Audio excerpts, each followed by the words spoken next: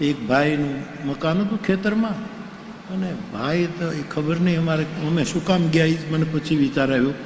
પહેલો વિચાર કરવો જોઈએ. અમે ગયા નહીં, એટલો કડક સ્વભાવનો માણસ. 2-3 વખત દરવાજો ખટખટાવ્યો તો એ ખોલ્યું નહીં. પછી બહાર આવ્યો એટલે એટલો બધો ગુસ્સામાં આવ્યો, કોણ છો, કોણ હો?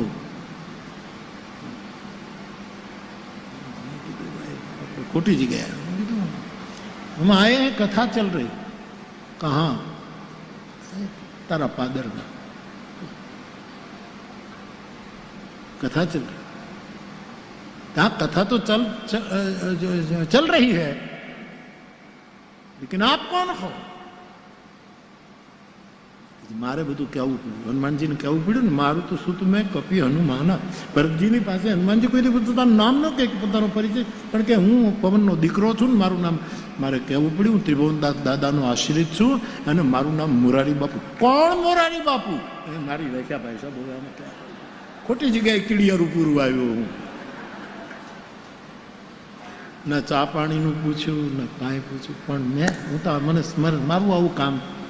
એના ડેલાની બહાર છાણાનું મોઢું હતું, છાણા. મેં કીધું કાંઈ ના આપતો, કાંઈ નહીં, પણ મારા યજ્ઞ માટે આટલી ભિક્ષા તો આપ, કે 5 છાણા તો આપ. અને સાહેબ ઉપલા કંડાય ભિક્ષા જ લેવા આવ્યો છો તો રોટલો જ ખાવું ક્યાં, પણ જેનાથી રોટલો પકાવાય એ છાણું તો આપ. અને એ છાણું મેં માંગ્યું ને એમાં એ છાણાના મોઢવામાં હાથ નાખીને 2-3 છાણા જ્યાં મને આપવા જાય, અને કુંડલીની જાગૃત થઈ ગઈ એની. અરે મેં ભૂલ કરી, તમે તમે તમે આવો આવો આવો આવો અંદર અંદર આવો. હું કીધું ના ના ના વડીલ, તમે બિઝી હો, અમે તો એમ જ નીકળ્યા, મારે છાણા આપી દો. તો એ પથ્થર બની ગઈ હતી કે કેમ, શું કરું?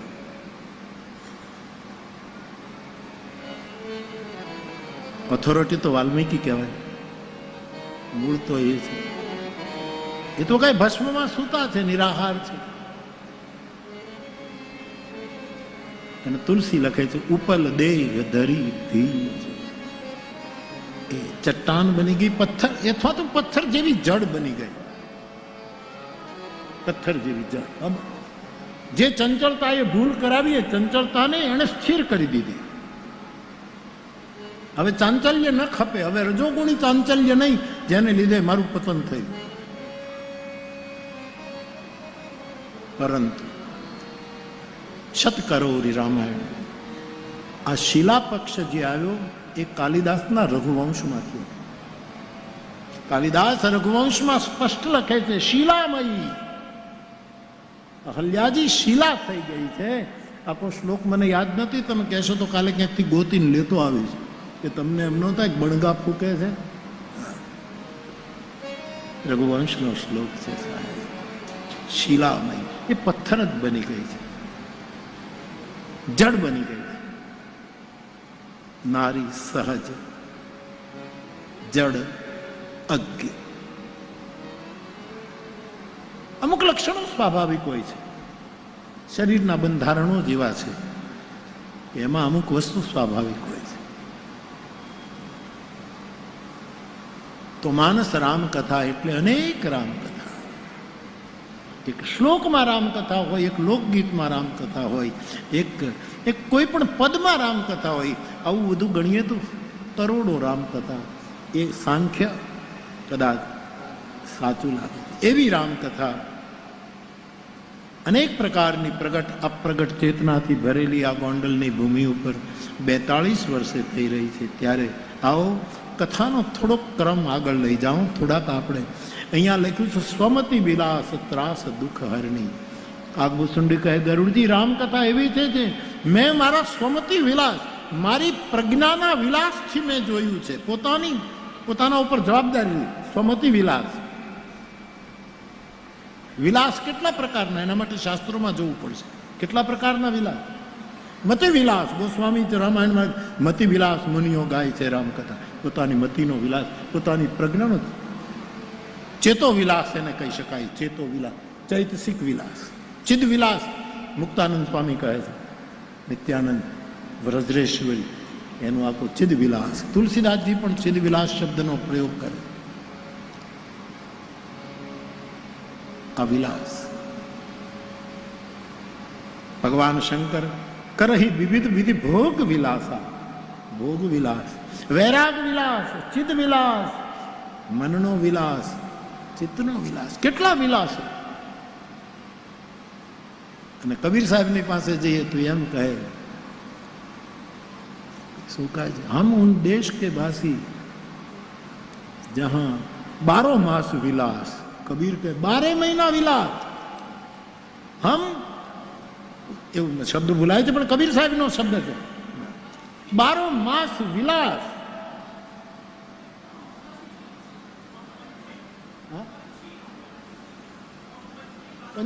પંછી શબ્દ.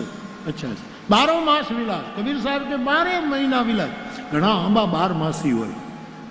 12 માસી આંબા, 12 મહિના કેરીઓ આવે. અને ઘણા હોય મોટા મોટા પણ એકેય ભળદું ન આવે. એકેય ભળદું ના આવે સાહેબ. ઘણા 12 માસી આંબા આવે. હું હંમેશા કહું, અમારી રામાયણ, અમારી વ્યાસપીઠ 12 માસી વ્યાસ, 12 મહિના હાલે સાહેબ. 12 મહિના. આ એક કોરોના ક્યાંક આવ્યો વચ્ચે, ત્યારે તે હું ક્યાં ચૂપ ક્યાં રહ્યો હતો? 2 મહિના ઘરે બેઠો બેઠો બોલ્યો. મારી ઝૂલતી વ્યાસપીઠ ઉપરથી બોલ્યો. હા, મારી 12 માસી. આ કામદેવ ગાય છે, સામાન્ય ગાયું છે ને, વસૂકી જાય. આ કોઈ દી વસૂકે નહીં છે.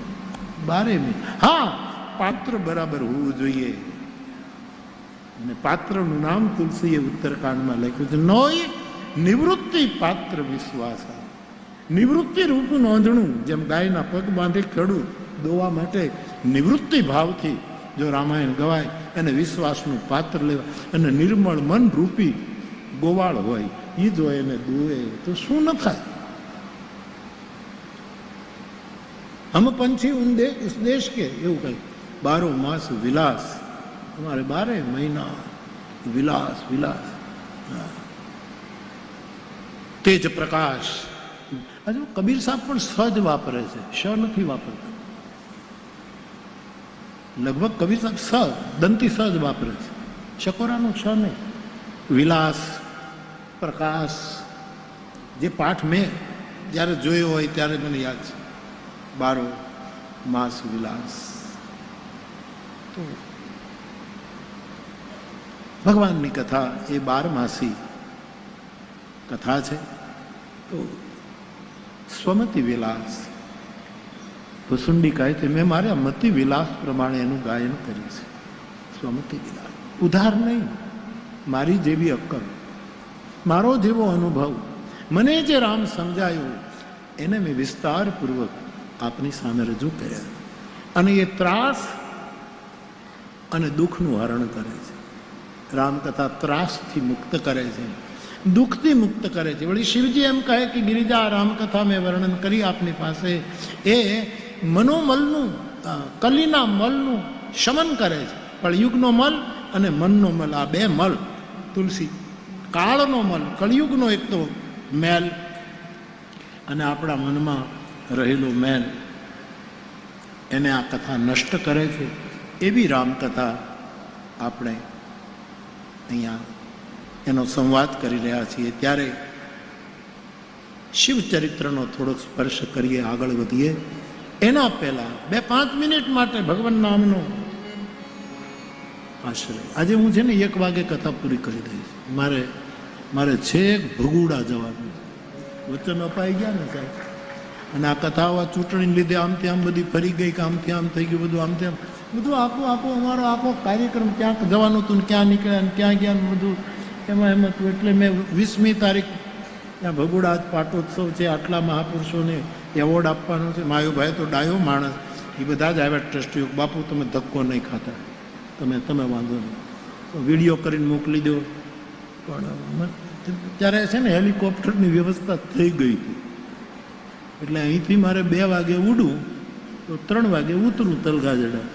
પછી રાતે તો કાંઈ હેલિકોપ્ટર ન હોય. રાતે તો પછી ભાવેશ ને હું ગાડીમાં. મને કાલે ખબર મળ્યા કે હેલિકોપ્ટર બગડી ગયું છે. બગડે, આપણે બગડેલાનું સંગત ન કરાય ચંદુ. જે બગડેલું હોય ને એનો સંગત ન કરાય છે. દોરંગાની હારે ન દે, બગડી એટલે મારે નીકળવું પડશે, એટલે નીકળીશું. આનંદ કે કેટલું આપણે આ તડકામાં બધું જોતા જોતા નીકળીશું સાહેબ. ગામડામાં ખેતરમાં લોકો શું કરે છે, પવન વાય છે, ઝાડવા કેવા હલે છે, એ બધું કેટલું જોવાનું મળે.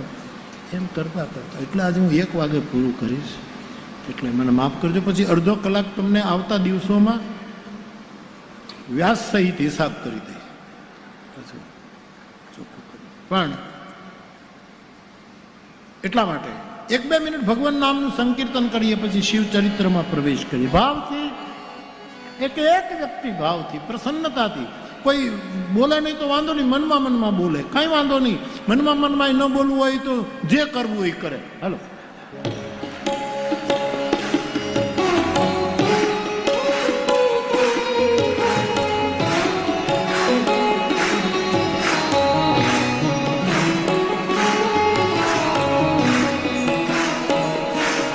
શ્રી રામ જય રામ જય જય રામ જય જય રામ શ્રી રામ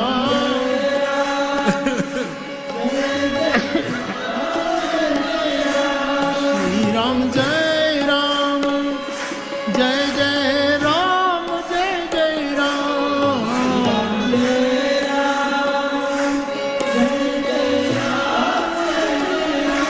શ્રી રામ જય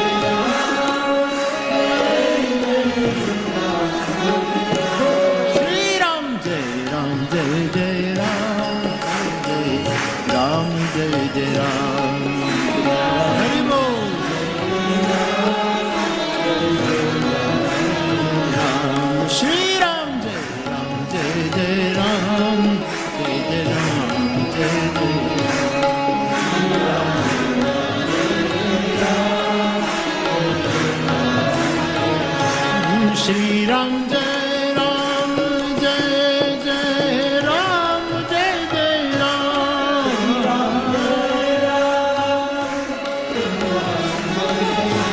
Shri Ram Jai Ram Jai Jai Ram Jai Jai Ram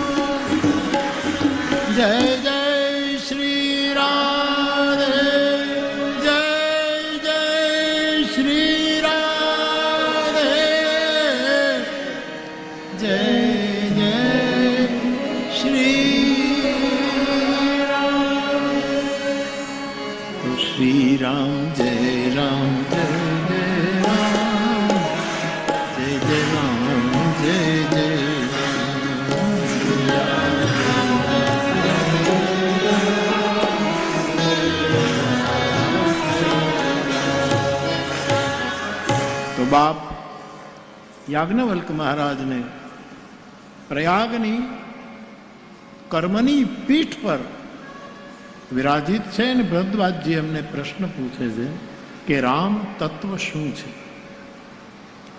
Dasharath પુત્ર એ રામની તો મને ખબર છે, એની આખી કથા પૂછવામાં જ એમણે કહી દીધું.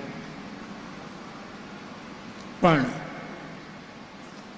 શિવ નિરંતર જેના નામનો જાપ કરે, સંત પુરાણ ઉપનિષદ જેનું ગાયન કરે, એ રામ કોણ છે? આપ વિવેક વિચાર પૂર્વક મને એ સમજાવો. ભરદ્વાજજીની સામે યાજ્ઞવલ્કે પ્રસન્નતા વ્યક્ત કરી અને કહ્યું કે મહારાજ, આપે ગૂઢ રહસ્યો જાણવા માટે આ પ્રશ્ન પૂછ્યો છે. આપના જેવો પ્રપન્ન શ્રોતા મળે તો હું પ્રસન્નતાથી કથા કહીશ. એમ કહી અને એ રોકાઈ ગયા પ્રયાગમાં અને એમણે કથાનો આરંભ કર્યો. મેં ગઈકાલે પણ કહ્યું કે રામચરિત્રની કથા શરૂ કરતા પહેલા યાજ્ઞવલ્કજીએ શિવ ચરિત્રનું ગાયન કર્યું છે. કારણ કે વક્તા શ્રોતાઓની નાડ તપાસી લે છે કે આને કઈ રીતે આગળ લઈ જવા. જો શિવ ચરિત્રમાં રસ ન જાગે તો ભરદ્વાજજીની સામે રામકથા કહેવાનું કોઈ, આ કેટલું મોટું સેતુબંધ, કેટલું સમન્વય, કેટલું મોટું જોડાણ છે. આ કથા રામની પૂછી અને આરંભ શિવ કથાથી થાય છે, આ એકતા સાથે. અને હવે યાજ્ઞવલ્કે શિવ ચરિત્રની કથા સંક્ષેપમાં થોડીક આપની સામે કરી. હે ભરદ્વાજજી, એકવારના ત્રેતાયુગમાં ભગવાન શંભુ કુંભજ ઋષિના આશ્રમમાં, અગસ્ત્ય ઋષિના આશ્રમમાં ભગવાનની કથા સાંભળવા માટે ગયા. એની સાથે જગજનની ભવાની શિવજીની સાથે ગયા. બંને જણા કથા સાંભળવા માટે કેટલો લાંબો પલો કાપ્યો. ક્યાં હિમાલય અને ક્યાંથી લગભગ સાઉથ, લગભગ દક્ષિણની આમ છેડે પહોંચવામાં. કુંભજ ઋષિના આશ્રમમાં કૈલાસથી કુંભજની યાત્રા એમણે કરી. સતી સાથે છે. અને યાજ્ઞવલ્ક મહારાજ આ પ્રસંગ સંભળાવે છે કે ભરદ્વાજજી ત્યાં ગયા. મારે આંગણે ભગવાન ઈશ્વર શિવજી પધાર્યા. અખિલેશ્વરની પૂજા કરી, સ્વાગત કરી, વિરાજમાન કર્યા. આ બધો વિધિ થયો અને તુલસીદાસજી ચોપાઈઓમાં આલેખ કરે છે. એની 2-3 ચોપાઈઓ ગાઈ લઈએ, માટે જ કથા.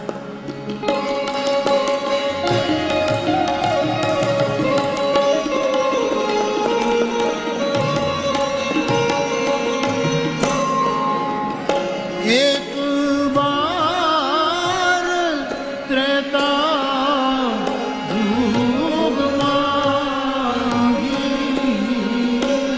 આપણે ત્યાં હંમેશા કથાઓ શરૂ થાય ને તો એક વારથી શરૂ થાય. એકદા કરીને સંસ્કૃત શુદ્ધિ શરૂ કરે શબ્દની તો એકદા, એક વખત આવું થયું. એક વાર, એક વાર. આ પરંપરા આખી જે છે, પ્રેમાનંદની પરંપરા, માણ ભટ્ટોની પરંપરા, અનેક કથાનું ક્ષેત્ર કેટલું વિસ્તરેલું છે સાહેબ. અમિત કથા વિસ્તાર તુલસીદાસજી કહે છે. ભગવાનના ગુણ અમિત, ભગવાનનું રૂપ અમિત, ભગવાનના લક્ષણો અમિત, એની કથા અને કથાનો વિસ્તાર, વળી પછી સ્વમતિ વિલાપ, કેટલું અમિત અમિત અમિત. કથા સમજાય ને તોય સાંભળો, કારણ કે એ વસ્તુ કાનમાં જશે, એ કાંઈક અસર કરશે. અમારે બૌદ્ધ ભિક્ષુ જો બંતેજી છે, એ તો હવે થોડું ગુજરાતી સમજે છે, ખબર નહીં કેટલું છે. અને એમાં હું તો અત્યારે હાવ ઠેઠની ગુજરાતી બોલું છું, એ કેટલું સમજ. અને એમના માતુશ્રી આવ્યા છે, એ તો માડી તો શું સમજતી હશે, પણ એ જોયા જ કરે છે. એનો અર્થ સાંભળવાથી અદભુત કામ થાય, પણ કદાચ સમજાય નહીં તોય ચિંતા નહીં. ગામ છોડી દેજો, ખેતર છોડી દેજો, ક્યારેક સમય આવે ને જીવ મૂકવો, જીવ છોડવો પડે, જીવ પણ કથા નહીં છોડતા. જેથી કથા છૂટી તે દિવસે આપણા, હું કથા ગાઉં છું એટલા માટે નહીં, હું તો બહુ ધીરે ધીરે ગુરુ કૃપાથી પગલાં ભરું છું. મારા શિવે કથા ગાય છે, મારા શુકદેવે ગાય છે, મારા વ્યાસે ને વાલ્મીકીએ ગાય છે, એને પગલે પગલે અમે હાલીએ છીએ. એકદા અથવા એક બાર, એક સમયે આમ કરીને કથાનો ઉપાડ હંમેશા થયો. એવી પરંપરાને જાળવતા તુલસીદાસજી બોલ્યા,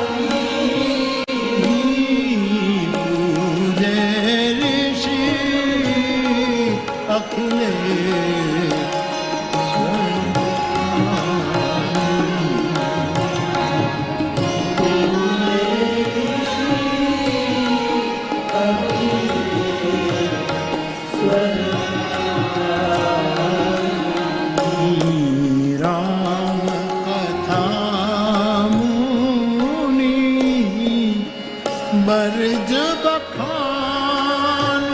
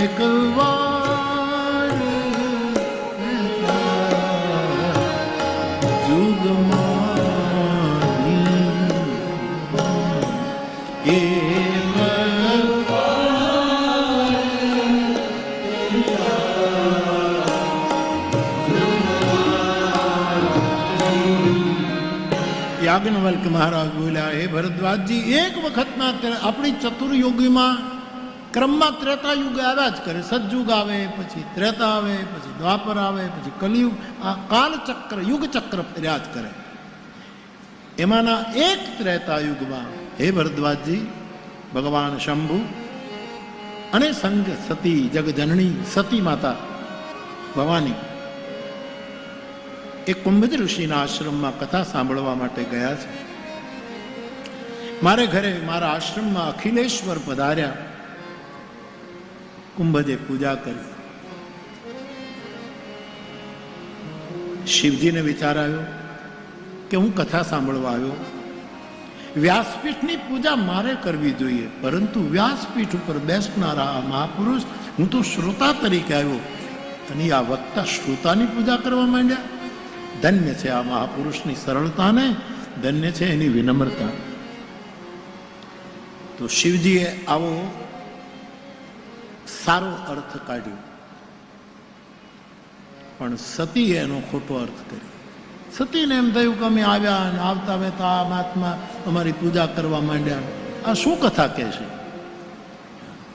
અમની પાસે શું સાંભળવાનું, આવો ખોટો અર્થ કર્યો. પંડિત રામકિંકરજી મહારાજ પોતાનું મંતવ્ય બતાવે છે કે કોઈ આપણને સામેથી પ્રણામ કરે, આપણા કરતાં હવાયા ઝૂકી જાય તો એનો અધિકાર એમ નહીં માનવાનું કે મારો અધિકાર છે કે એને ઝૂકવું જોઈએ. એ એની નમ્રતા ને એની ખાનદાનીનું દર્શન કરાવે છે. આપણે ઘણી વખત એમ જ માનીએ છીએ, કોઈક આપણને પગે લાગે ત્યારે આપણને એમ લાગે કે ના ના આપણામાં કંઈક છે, તારામાં કાંઈ નથી તો એ પગે લાગે છે, કારણ એનામાં કંઈક છે, એનામાં કંઈક કર્યું છે. પણ સતીએ ખોટો અર્થ કર્યો. જે વક્તાની પાસે આવીને અમારી પૂજાને આરતી કરવા માંડે ત્યાં શું કથા કહે છે, મને શિવજી ક્યાં લઈ આવ્યા? દક્ષની દીકરી છે અને તેથી બુદ્ધિ પ્રધાન છે, તેથી આવા તર્કો ઉભા કરે છે. શંકર તો વિશ્વાસનું સ્વરૂપ છે. મહારાજ અમને કથા સંભળાવો અને રામકથા શરૂ કરી. મને ઘણા એમ કહે છે કે એ કથા તો અમુક પુરાણમાં તો એમ લખ્યું છે કે આ કથા સંભળાવી હતી, અમુક મેં કીધું જે જે લખ્યું આમાં આમ લખ્યું છે, તું રામકથા કર ને ત્યારે એ કહેજે, મને મૂક, મને મૂક, મને મૂક. અને વાત સાચી છે. પણ અહીંયા રામકથા મુનિ બર્જ એ બખાની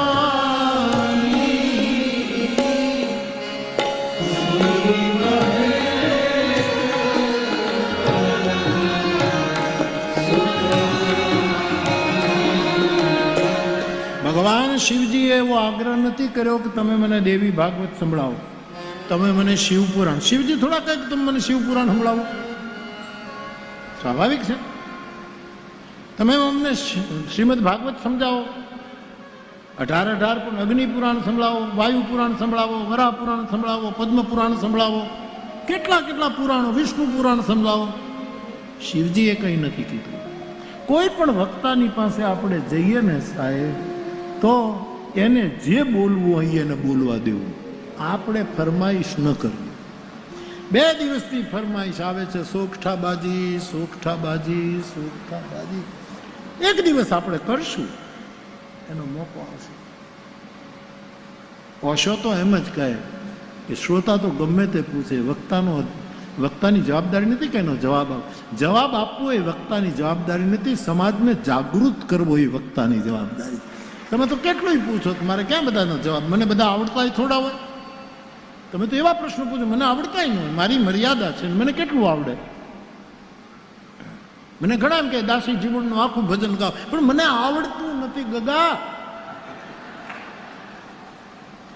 મને નથી આવડતું. મને ગમે બહુ, કામદાસ બાપુ ગાય તો કેવું ગમે, સ્વયંવર મંડાણું સદગુરુના દે પરણે શબ્દ નહીં, કેવું સવો બાપુ. ઊંચું કુળ અવિનાશ, કોની હારે સપણ કર્યું, ઊંચું કુળ અવિનાશ. શબ્દ, ગુરુનો શબ્દ અને આશ્રિતની સુરતા, એના લગ્ન થાય છે. કેવું મારો શિવજી જ્યારે કથા કરે ત્યારે હું કહું છું કે શિવનો શબ્દ વિશ્વાસમાંથી જન્મેલો શબ્દ. આપણે ત્યાં વક્તાએ તો બોલવું પડે ને, પણ એને બ્રહ્મ ભાવ રાખી. જો પહેલું આપણે ત્યાં બધાને બ્રહ્મ શબ્દથી નવાજવામાં, અક્ષર બ્રહ્મ, અક્ષર બ્રહ્મ.